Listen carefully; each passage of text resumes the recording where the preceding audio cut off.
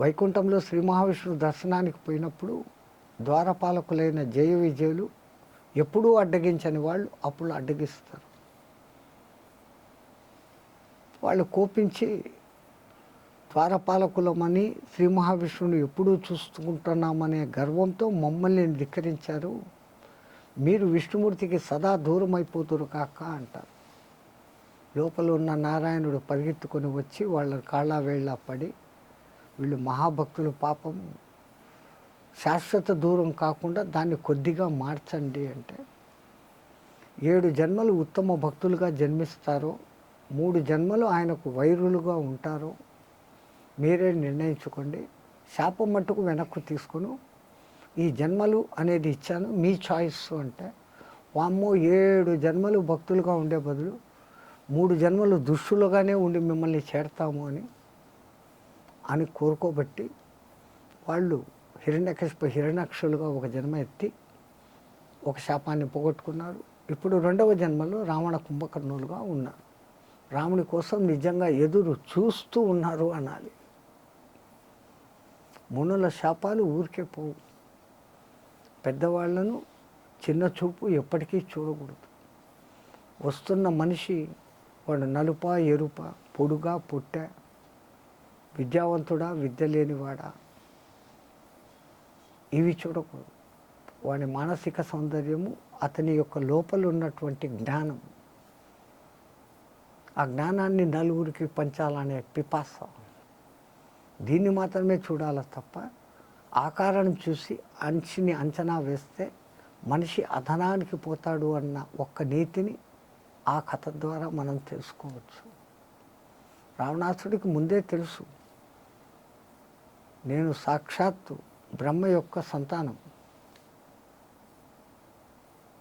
అటువంటి వాణ్ణి చేయకూడని తప్పులు చేస్తున్నాను, పరిపాలన చేశాను, కానీ నాకు మరణం అంటూ కావాలా, ఆ రాముడు రావడం లేదు, సీతమ్మను తెచ్చిపెట్టుకుంటేనే తప్ప రాముడు రాడు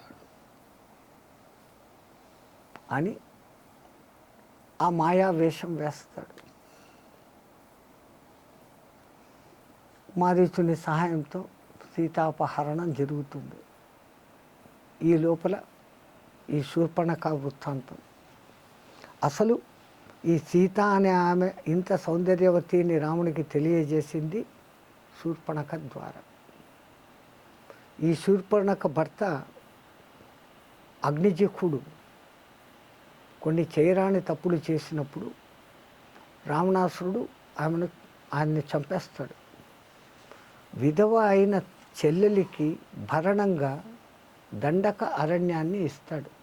తాను దండన చేశాడు కాబట్టి ఆ దండాన్ని ఆయనంగా ఆ పిల్లకు ఇవ్వటంతో దానికి దండకారణ్యం అన్న పేరు వచ్చింది. అక్కడ తన రావణాసురుని ఔరసపుత్రులైనటువంటి కరణదూషణాదులతో కలిసి ఈమె ఉండేది. మాయావేషధారి సుందరంగా ఉన్న రాముని చూసి కామిచ్చి వస్తుంది. నవరసాలు పండించిన రామచంద్రుల వారు హాస్యరసం పండించింది రామాయణంలో ఈ 2 ఘట్టాలలో ఒకటున్నాయి. ఒక ఘట్టము, ఒకప్పుడు రామచంద్రుల వారు ఒక యజ్ఞమంతా చేసి బ్రాహ్మణులకు ఆవులు దానం చేస్తుంటే నడవలేని ఒక ముసలి బ్రాహ్మణుడు కర్ర సాయంతో వస్తాడు. అయ్యా నాకు కూడా కొన్ని గోవులు అని. ఎప్పుడూ పరిహాసమాడండి రామచంద్ర ప్రభు, నాయనా నీ చేతిలో ఉన్న కర్రను బలంగా విసిరివేయి గోవుల దిక్కు, ఆ కర్ర ఎంత దూరం పడతాయో అన్ని ఆవులు నీకు ఇచ్చేస్తాను అంటాడు. ముసలోడు ఏమీ ఇసురుతాడు లేదు. ఆ మాట అనగానే ఆ ముసలోడు కర్రను బయట తిప్పి జై శ్రీరామ్ అని వదులుతాడు. ఆ జై శ్రీరామ్ శక్తియో ఏమిటిదో సరయు అవతల పెట్టిన ఆవులకు అవతల పోయి పడుతుంది అది కర్ర. రామచంద్రుల వారు పక్క నవ్వి అన్నిటినీ నువ్వే తోలుకోబో అని చెప్తాడంట. అక్కడ ఒక నవ్వు సన్నివేశము రామాయణంలో, రాముడు నవ్విన సందర్భం, నవ్వులాట చేసిన సందర్భం. ఈ శూర్పణఖను చూసి, చూడు నా పక్కన సలక్షణంగా ఒక భార్య ఉంది, ఇంతే అందగత్తె అయిన భార్య ఉన్నప్పటికీ అక్కడెక్కడో వదిలేసి పాపం వాడు ఒంటరిగా ఉన్నాడు అని లక్ష్మణస్వామి దిక్కుకు ఎగదోశాడు. ఆ లక్ష్మణుడు కోపం భరించలేక ముక్కు చెవులు కోశాడు. ఈ ముక్కు చెవులు కోయటంలో కూడా ఒక రహస్యం ఉంది. రామచంద్రుల వారు లక్ష్మణుడి దిక్కి చూసి ఒక సైగ చేస్తారు, ఇట్లా అని ఇట్లా అంటాడు, అంతే. లక్ష్మణస్వామి చంపేస్తాడు, ఆమె ముక్కు చెవులు కోసేస్తాడు. స్త్రీకి అందము ముక్కే, చెవులు, ఆ రెండుకి వస్తే అందవికారి. ఆమె లబోదీపం అనిపోయి తన ముక్కు చెవులు కోసారని అన్నలైన కరదూషణులకు చెప్తే వాళ్ళు వస్తే 14,000 మందిని ఒక్క రాముడు అట్లా నిలబడి 3.5 గడియల కాలంలో చంపేస్తాడు. అయినా శూర్పణకు బుద్ధి రాక రావణాసుని దగ్గరికి పోయి ఎగదోస్తుంది.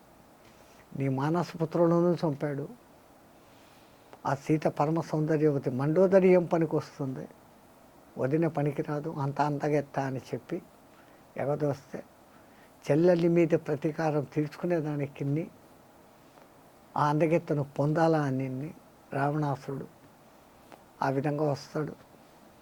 సీతాపహరణం జరుగుతుంది. రాముడు ఏమీ తెలియనట్టు హా సీత అంతా అడవుల్లో తిరుగుతూ ఉంటాడు, జగన్నాటక సూత్రధారి. అప్పుడు దక్ష ప్రజాపతి కూతురైనటువంటి సతీదేవిని పెళ్లి చేసుకున్న పరమశివుడు ఆకాశంలో పోతూ పోతూ, ఓ సతీదేవి కాస్త ఇక్కడ ఆగు, నేను కిందికి వెళ్ళేస్తాను అని కిందికి వచ్చి రామచంద్రుల వారికి ఒక నమస్కారం పెట్టి మళ్ళీ పైకి వచ్చేస్తాడు. సతీదేవి అడుగుతుంది, ఇది ఎక్కడ విచిత్రము, సకలలోక పూజ్యుడు అందరూ నీకు నమస్కారాలు పెడుతుంటే భార్య నేతుల్లో అడుగుతూ తిరుగుతున్న ఒక్క మానవుడి దగ్గరికి పోయి నువ్వు నమస్కారం పెట్టొచ్చావని. ఆయన నారాయణుడు, కారణజన్ముడు, శ్రీరామచంద్రుడు. ఆయన ఆ కథలు ఎందుకులే, పోతాం పద అంటే, ఆయన నిజంగా శ్రీరాముడా కాదా, నేను కూడా టెస్ట్ చేసి తెలుసుకుంటాను. వద్దు దేవి, నారాయణ మాయ గొప్పది, పోమాక అంటాడు. భర్త మాట కాదని స్త్రీ పక్కకు వస్తే జరిగే ప్రమాదం ఇక్కడ ఉంది. ఆమె కిందికి వస్తూనే తనను తాను సీతావేషం ధరించి కిందికి వస్తుంది. దూరం నుంచి చూడంగానే రాముడు, ఏమి చెల్లెలా, ఇంతకుముందే ఆయన వచ్చిపోయాడు, ఇప్పుడు నువ్వు వచ్చావేమి అంటాడు.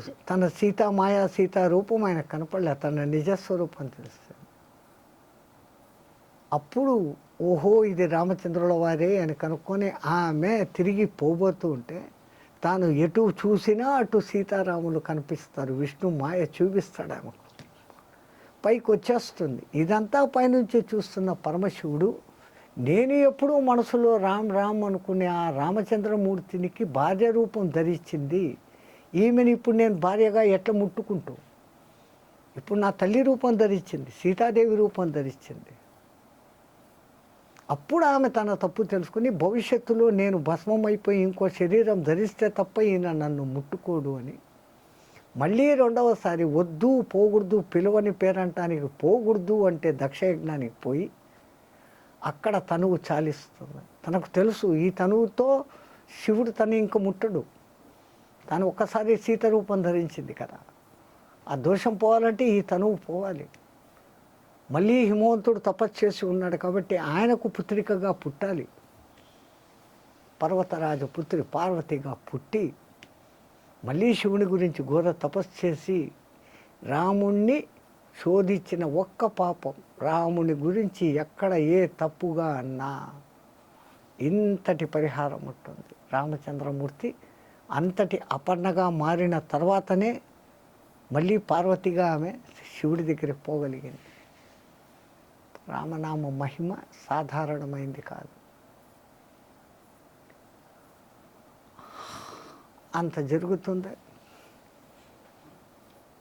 ఆఖరికి వానర సైన్యం సీతాన్వేషణలో పోతూ శబరికి శాప విమోచనం, సుతీక్ష్ణ శరభంగ మునులకు శాప విషయం, జీవితం క్షణం భంగురమని తెలియచెప్పడమే క్షణభంగురు మహర్షి యొక్క వృత్తాంతం.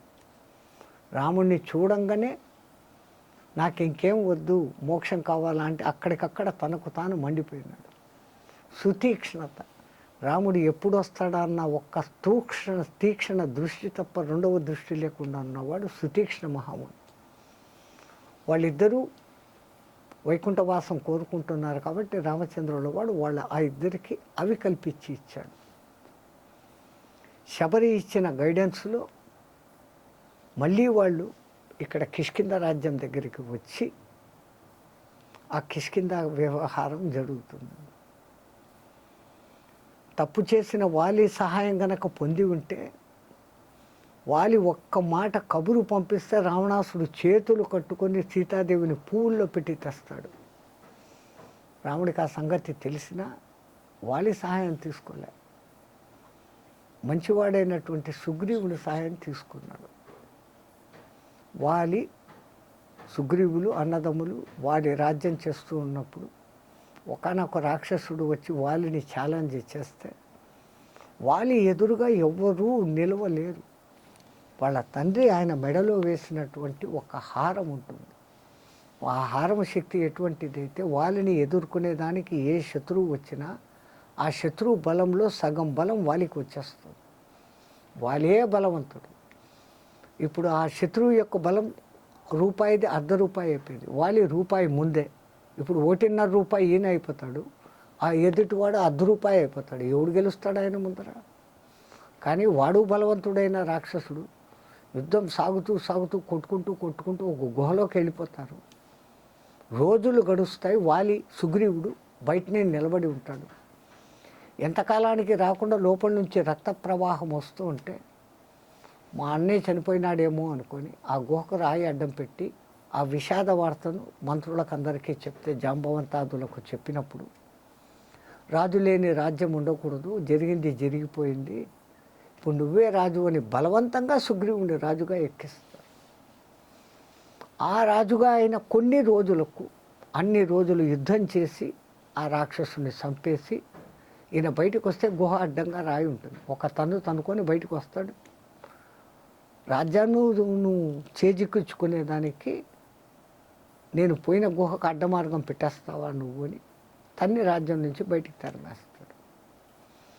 ఈయన ఎక్కడికి పోవాలో తెలియకుండా ఎంటపడితే సుగ్రీవుడు ప్రపంచమంతా తిరిగాడట. ఆఖరికి తెలిసి వచ్చింది శరభంగ మహర్షి మతంగ మహర్షి ఇచ్చిన శాపంకు పక్కనే ఉంటుంది ఒక పర్వతం. ఒకసారి వాలి యుద్ధం చేస్తూ దుందుర్బి అనే ఒక రాక్షసుని చంపి ఇసిరివేస్తాడు. ఆ కళేబరం రక్తం ఓడుతూ తపస్సు చేస్తున్న ఈ పర్వతం మీద పడుతుంది. ఆ పర్వతం మీద ఈ ఋషిమునులు తపస్సులు చేస్తూ ఉంటారు. వాళ్లకు తపస్సు డిస్టర్బ్ అవుతుంది. మా తపోభంగం చేసిన ఆ వాడు ఎవడో ఈ కొండ మీద కాలు పెడితే చనిపోతుడు కాక అని వాళ్ళు శపిస్తారు. ఆ ఒక్క శాపం కారణంగా సుగ్రీవుడు ఆ కొండ మీద విశ్రాంతి తీసుకుంటూ ఉంటాడు తన మంత్రులైనటువంటి హనుమంతుడితో కలిసి. అక్కడ హనుమంతుల వారు సుగ్రీవుడు మంత్రిగా తొలిసారి మనకు దర్శనమిస్తాడు కిష్కింద కాండలో. రామాయణ మహామాల రత్నామని పొగడబడినటువంటి ఆ మహానుభావుడు మొదట హనుమత్తు పాత్రా ప్రవేశము కిష్కిందలో జరుగుతుంది. కిష్కింద కాండలో నారబట్టలు ధరించుకొని మహా తేజస్సులైన ఇద్దరు వస్తూ ఉంటే మా అన్న నన్ను చంపేదానికి వీళ్ళను పంపాడేమో, అసలు వీళ్ళెవరో ముందు కనుక్కొని రా అని హనుమంతుల వారిని పంపిస్తే హనుమంతుల వారు ఒక బ్రాహ్మణ వేషం ధరించి ఖచ్చితమైన వేద సుస్వరముతో వాళ్ళను పలకరించి, ఎవరు మీరు, మహా తేజవంతులుగా ఉన్నారు, క్షత్రియుల్లాగా ఉన్నారు, బట్ నారబట్టలు ధరించారు. నారబట్టలు ధరించినాక ధనుర్బాణ ఖడ్గాలు ధరించడం అనేది తప్పు. రెండిటికి రెండు పొసగడంలే, మీరు ఎవరు అని అడుగుతాడు.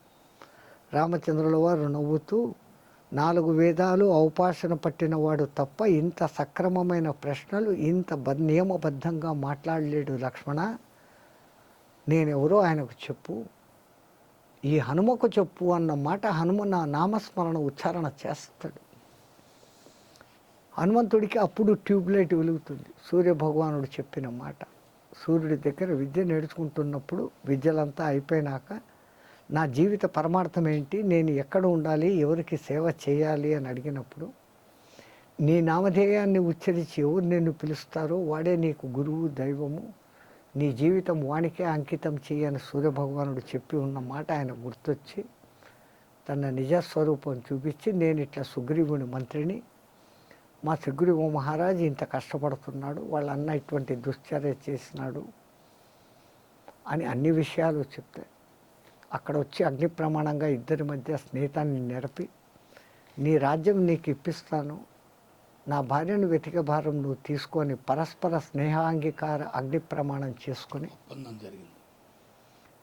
వాళ్ళని పంపి, వాళ్ళని చంపడంలో కూడా చాలామంది అంటారు రాముడు చెట్టు నుంచి దొంగ బాణం వేశాడు అని.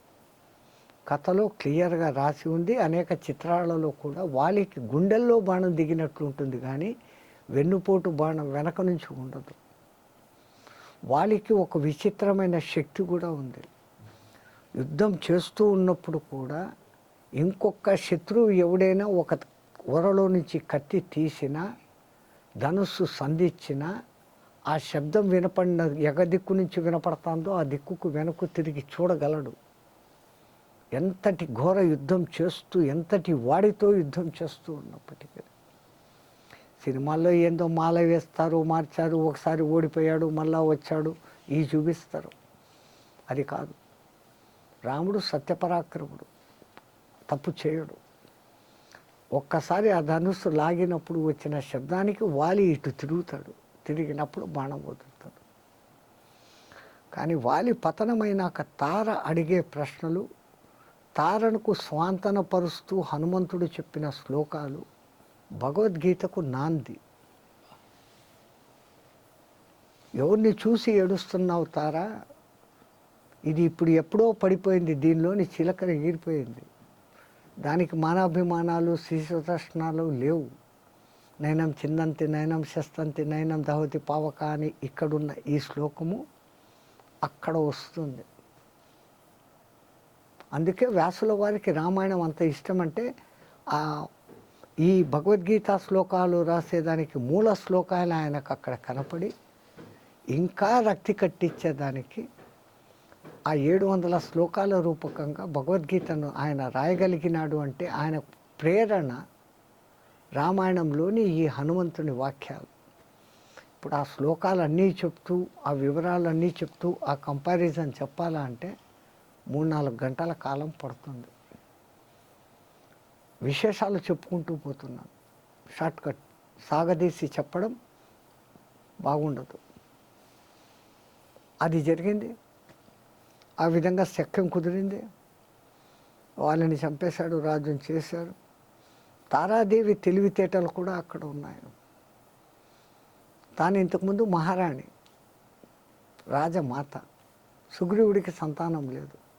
తర్వాత తన కొడుకే రాజు కావాలంటే తాను సుగ్రీవునికి భార్యగా ఉండి రాజమాత పోస్టులో తాను అలాగే ఉంటూ తన కొడుకును ఈయన తదనంతరం రాజును చెయ్యాలా అనే రాజనీతిని ఆమె వెనక్కు పెట్టుకొని తాను ఇష్టపడి వచ్చింది. ఇష్టపడి వచ్చిన స్త్రీని స్వీకరించడంలో తప్పు లేదు. ఇష్టము లేని రుమను వాలి బంధించాడు, సుగ్రీవుని భార్యను, కాబట్టి అది దోషమైంది. ఈ ధర్మాధర్మ విచక్షణ చాలా సూక్ష్మంగా ఉంటుంది. ధర్మం అనేది పాటిస్తే ఎంతో బలంగా రక్షిస్తుంది, పాటించకపోతే అంతము చేస్తుంది. ధర్మానికి అధర్మానికి మధ్య తామర తూడులోని దారమంత సన్నని మార్గమే ఉంటుంది. అధర్మం ధర్మంగా కనిపిస్తుంది, ధర్మం అధర్మంగా కనిపిస్తుంది. నిజమైన ధర్మజ్ఞాని మాత్రమే అసలైన ధర్మాన్ని గ్రహించి ధర్మ మార్గంలో పోతూ ఉంటాడు. రామచంద్రుడు ఎప్పుడూ ఆ దారిలోనే పోతుంటాడు కాబట్టి ఆయన రామో విగ్రహవాన్ ధర్మ అన్న పేరు పొందాడు. సీతాపహరణం జరిగింది. ఆఖరికి వీళ్ళ మూలంగా జటాయు తమ్ముడైనటువంటి సంపాతి మూలంగా ఆ మార్గము తెలిసిందే. ఇంత కిష్కింద కాండ అయిపోయింది, సుందర కాండ వచ్చింది. ఇన్ని కాండలకు వాల్మీకి వారు సక్రమమైన పేర్లు పెట్టి బాలకాండ, అయోధ్యకాండ ఇట్లా అన్నిటికీ అన్ని పేర్లు సక్రమంగా పెట్టి ఈ చిన్న కాండకు మాత్రము సుందరకాండ అని పేరు పెట్టాడు. దాని తర్వాత యుద్ధరకాండ, ఆ తర్వాత ఉత్తరకాండ, 7 కాండాలతో అయిపోతుంది. ఈ పేరు అక్కడ పెట్టేదానికి కారణం రామాయణం. అసలు హనుమంతుల వారి పేరేంటి?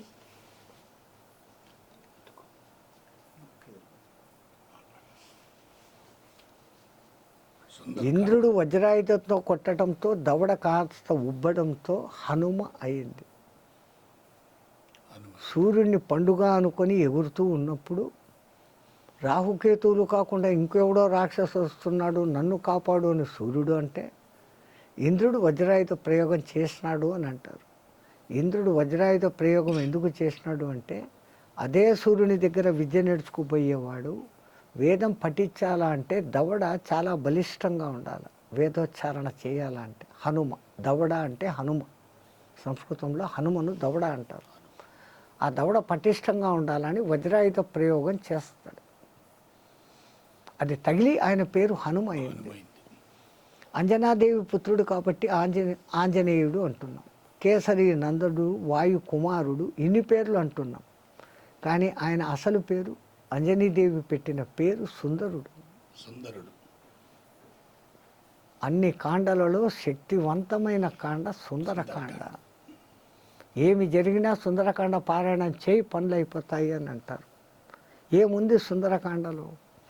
సీతాదేవి అన్వేషణకు ఈ పక్క ఎగిరాడు, ఆ పక్క పోయాడు. సీతమ్మను చూశాడు, లంకను కాల్చాడు, వెనక్కి వచ్చేసాడు. 7 కాండాలలో చిన్న కాండ.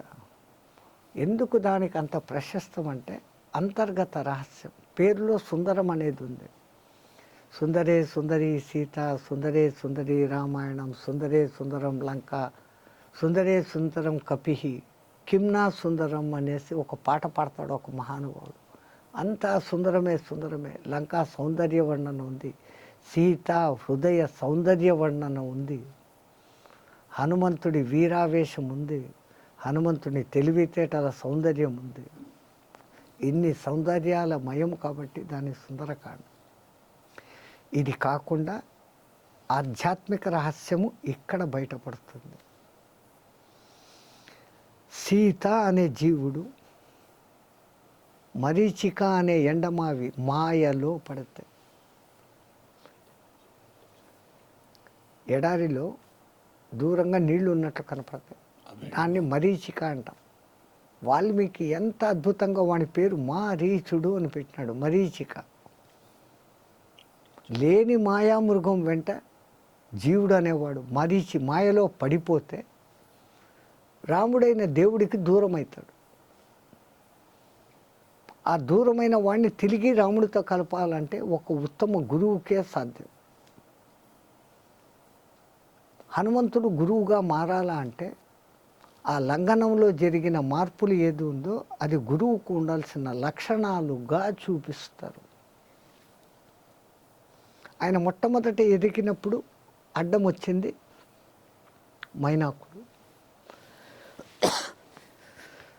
హనుమంతుడు గాల్లో ఎగురుతుంటే సముద్రుడు చూసి, రామచంద్రుల వారి పూర్వీకుల మూలంగా నా పేరు సముద్రం నుంచి ఈ పేరు వచ్చింది, సాగరం అన్న పేరు వచ్చింది, సగరపుత్రుల కారణంగా ఆ గంగ నీళ్లు నా మీద పడబట్టి అలా వచ్చాయి. నాకంత పుణ్యాన్ని పేరును సంపాదించి ఇచ్చిన ఆ సూర్యవంశంలోకి సేవ చేసేదానికి హనుమంతుల వారు పోతున్నారు. ఓరి మైనా కూడా నువ్వు కూడా సాయం చేయవలసిన వాడివి. ఆ హనుమంతుల తండ్రి వాయుదేవుడు నిన్ను ఎత్తి ఇసిరియేసి నాలో ప్రవేశింపబడితే నీకున్న రెక్కలు తెగకుండా నేను పెట్టుకొని ఉన్నాను.